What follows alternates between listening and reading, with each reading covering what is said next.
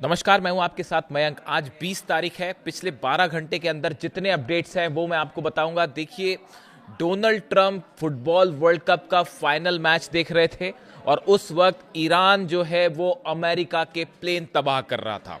देखिए, जो खबर सामने आई है, ईरान की तरफ से बहुत बड़ा हमला हुआ है जॉर्डन के ऊपर और अब उसकी तस्वीरें सामने आनी शुरू हो गई हैं। पहले ईरान का जो दावा है उसकी चर्चा करना बेहद जरूरी है। Iran Islamic Revolutionary Guard Corps says it launched ballistic missiles at US C-17 transport planes and P-8 aircraft at Aqaba airport in Jordan. Iran की तरफ से, ईरान की सेना की तरफ से दावा किया गया है कि उन्होंने जॉर्डन में अकबा एयरपोर्ट में बैलिस्टिक मिसाइल से हमले किए हैं, जिसमें अमेरिका के कई C-17 ट्रांसपोर्ट प्लेन तबाह हो गए हैं। ये वो जहाज हैं जिनका इस्तेमाल सैनिकों को लाने ले जाने, हथियारों, मिसाइल्स को लाने ले जाने में होता है।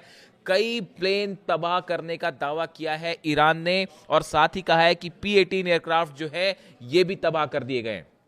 देखिए, ये पहली बार जब हमला हुआ था तब भी हमने ये बात कही थी कि हैंगर्स पे हमले हुए हैं, कई सैनिकों की मौत हुई है और अल्टीमेटली वो दावे सच साबित हुए। अमेरिकी सैनिकों की मौत भी हुई, बात कबूल कर ली अमेरिका ने, सेंटकॉम ने, और कई सैनिक घायल हुए हैं। उनके एग्जैक्ट नंबर्स अभी सामने आने बाकी हैं।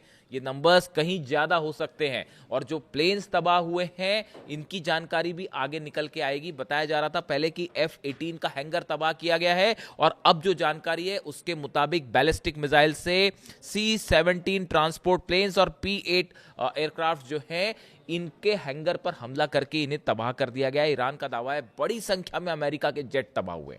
ये सब कुछ कब हो रहा है? जब Donald Trump world cup football का मैच देख रहे थे। ठीक है, अब इसके अलावा आगे बढ़ते हैं। देखिए, IRGC also said it destroyed 20 hangars used by US forces at the Muwaffaq Salti और अल अजराक एयरबेस। ईरान की तरफ से कहा गया है कि जॉर्डन में 20 हैंगर्स ऐसे तबाह किए गए हैं जिनका इस्तेमाल अमेरिकी सेना के अधिकारी और अमेरिकी सैनिक कर रहे थे। यहाँ इनका इस्तेमाल हथियार रखने में हो रहा था, इनका इस्तेमाल जो है वॉर से जुड़े सामान उनमें रखने में हो रहा था। एक जो है फ्यूल डिपो को भी जॉर्डन में निशाना बनाया गया है और इसकी तस्वीरें सामने हैं। भयंकर आग लगी दिखाई दे रही है। देखिए, ये वो दावे हैं जो जिनकी पुष्टि होने में थोड़ा सा वक्त लगेगा, लेकिन ये जो स्ट्राइक है ये ऐसा बताया जा रहा है, जो मेरे सूत्रों से जो जानकारी है, कि ये ईरान की अब तक की सबसे बड़ी स्ट्राइक है।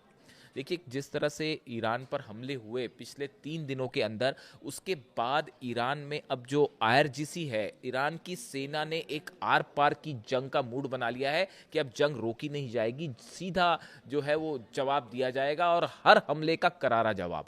आप देखिए, अभी तक अमेरिका की तरफ से जो हमले हुए उसके चंद मिनटों के अंदर ही ईरान ने उससे बड़े हमले किए। देखिए, बड़ी स्ट्राइक्स हो रही हैं अमेरिका की तरफ से ईरान में, और अभी भी इस वक्त जब मैं आपसे बात कर रहा हूं उस वक्त भी हमले जारी हैं। अमेरिका की तरफ से जो लेटेस्ट 9वीं रात थी बीती जिस पर हमले किए गए ईरान के ऊपर, the US military says it has completed it's 9th consecutive night of strikes against Iran, targeting command centres, air defence sites, maritime assets, missile facilities and communication network. America का कहना है हमने 9वीं रात लगातार ईरान पर हमले किए हैं और command centre, air defence sites, maritime assets, missile facility जो हैं, कम्युनिकेशन नेटवर्क ईरान के, इन पर हमले किए गए। केशम आइलैंड पर हमले की खबरें हैं, बंदर अब्बास पे हैं। देखिए, अमेरिका के जो हमले हो रहे हैं ये 2 तरह के हमले हैं, मैं बार बार इसका जिक्र कर रहा हूं। एक तो ईरान की सेना को जो हॉर्मुज के आइलैंड्स हैं इनसे कम्युनिकेशन और संपर्क तोड़ने की कोशिश है, इससे रोड पुल ये तोड़ने की कोशिश है, ताकि अगर ग्राउंड ऑपरेशन होता है तो ईरान मेन लैंड से मदद ना कर पाए। इस तरह की कोशिश है, ये हमलों से बात जाहिर है। केशम आइलैंड पर जो हमले हैं, बंदर अब्बास पर हैं, अबू मूसा, ये ऐसी कोशिश है कि इनको अलग कर दिया जाए ईरान से। तो एक कोशिश ये चल रही है, सफल कभी नहीं हो पाएंगे लेकिन फिर भी कोशिश यही है। दूसरे हमले हो रहे हैं ईरान के अंदर के इलाकों में, जिसमें सबसे चिंता की बात है न्यूक्लियर साइट्स पर जो निशाना बनाया जा रहा है, न्यूक्लियर साइट्स को। ये बेहद गंभीर मामला है, इसमें एक अलग से हम चर्चा करेंगे कि आखिर न्यूक्लियर साइट्स पर हमले की वजह क्या है। देखिए, खुजिस्तान में दारकोबिन जो न्यूक्लियर प्लांट है, इस पर कम हमला किया गया। ये वो प्लांट है जो अभी पूरा बना भी नहीं था। ईरान का कहना ऐसा है यहाँ पर अभी न्यूक्लियर प्रोडक्शन, पावर प्रोडक्शन यहाँ पर शुरू नहीं हुआ था, ये अभी आधा लगभग कंस्ट्रक्ट हुआ था, लेकिन उसके बावजूद यहाँ पर हमले किए गए, इसके कोर एरिया को भी हिट किया गया। हालांकि ईरान की तरफ से कहा गया कि यहाँ पे अभी जो है किसी तरह का सेंट्रीफ्यूजेस नहीं थे और यहाँ पे कोई पावर प्रोडक्शन नहीं हो रहा था, क्योंकि ये आधा बना हुआ था, लेकिन न्यूक्लियर पावर प्लांट तो था। इसके ऊपर हमले किए गए और सबसे बड़ी बात है इसके कोर एरिया पर भी हमले किए गए। यानी अगर यहाँ पर बिजली बनने का काम जारी होता और यहाँ पर अगर न्यूक्लियर प्लांट यहाँ पर चल रहा होता तो यहाँ तो रेडिएशन हो जाता। तो आखिर ये क्या कोशिशें हो रही है, इसको लेकर रूस की तरफ से लगातार वार्निंग आ रही है ईरान को लेकर कि सावधान रहिए और इसकी भी तैयारी रखिए कि कहीं कोई न्यूक्लियर रेडिएशन ना हो जाए। तो इसको लेकर भी जो है लगातार तनाव देखने को मिल रहा है। अब इसी बीच देखिए हॉर्मूज एक बार फिर जल रहा है। हॉर्मूज में ईरान ने 2 टैंकर तबाह कर दिए। अब ये बारूदी सुरंग से जले हैं या ईरान की मिसाइल से जले हैं, ये अभी थोड़ा सा देखने की बात है। लेकिन ईरान की तरफ से जो बात कही गई है वो ये कि 2 जहाज़ों ने हॉर्मूज को पार करने की कोशिश की उस जगह से जहां से ईरान ने बैन कर रखा है रास्ता। ईरान ने कहा आप हमारी जानकारी से पार करेंगे तो ही अलाउ है, लेकिन ये जहाज़ों ने उस जगह से पार करने की कोशिश की जिस पर प्रतिबंध लगा रखा है ईरान ने। नतीजा ये हुआ कि 2 ऑयल टैंकर्स में भयानक धमाके हुए हैं और पूरा हॉर्मूज एक बार फिर जो है धमाकों की आवाज़ से गूंज गया। लगातार ईरान और अमेरिका की फोर्सेस आमने सामने है हॉर्मूज में, और हॉर्मूज में देखिए हालात ऐसे हैं, हॉर्मूज पूरी तरह से बंद है। हॉर्मूज जो है वो क्लोज्ड है, जब तक उसको ईरान खोलेगा नहीं, जब तक आगे क्या होगा पता नहीं, लेकिन फिलहाल हॉर्मूज जो है वो पूरी तरह से बंद है। कोई जहाज़ नहीं निकल पा रहा। ईरान की सेना ने कहा है एक बूंद भी तेल की यहाँ पे जहाज़ की हम नहीं जाने देंगे। और हॉर्मूज को लेकर जो है वो बड़ी जंग की तैयारी भी ईरान ने कर रखी है कि ईरान की नेवी ने कि हो सकता है आने वाले दिनों में यहाँ पे ग्राउंड ऑपरेशन देखने को मिले। खार्ग और अबू मूसा ये 2 आइलैंड्स हैं जिनको लेकर ऐसी जानकारियां हैं, सूत्रों के हवाले से ऐसे खबर है कि अबू मूसा आइलैंड को ईरान से अलग करके उसको कैप्चर करने की कोशिश हो सकती है।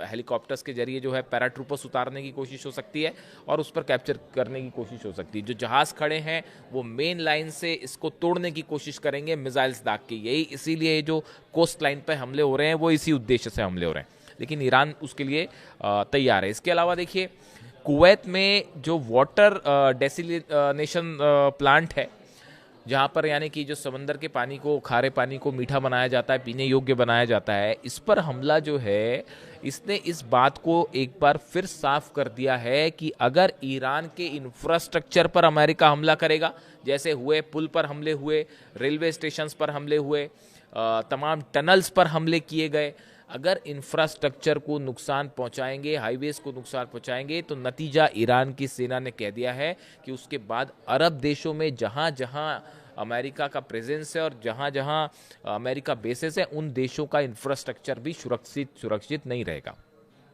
चाहे वो यूएई हो, चाहे वो सऊदी हो, चाहे कतर हो, चाहे जॉर्डन हो और बहरीन हो।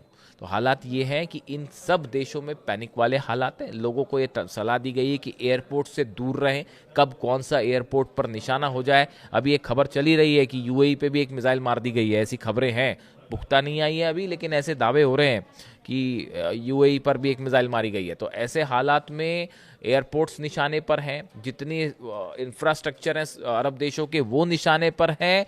और हालात ये है कि अगर ये जंग यहाँ से, अब डोनाल्ड ट्रंप आखिर चाहते क्या है, देखिए नए F-35 जेट्स भेजे जा रहे हैं, B-2 बॉम्बर्स ईरान के बेहद करीब है। हालांकि ये जो हमला हुआ है खुजिस्तान में दारकोविन न्यूक्लियर प्लांट पर, ये B-2 बॉम्बर से नहीं हुआ। मेरी जानकारी में B-2 बॉम्बर का अभी इस्तेमाल नहीं हुआ है।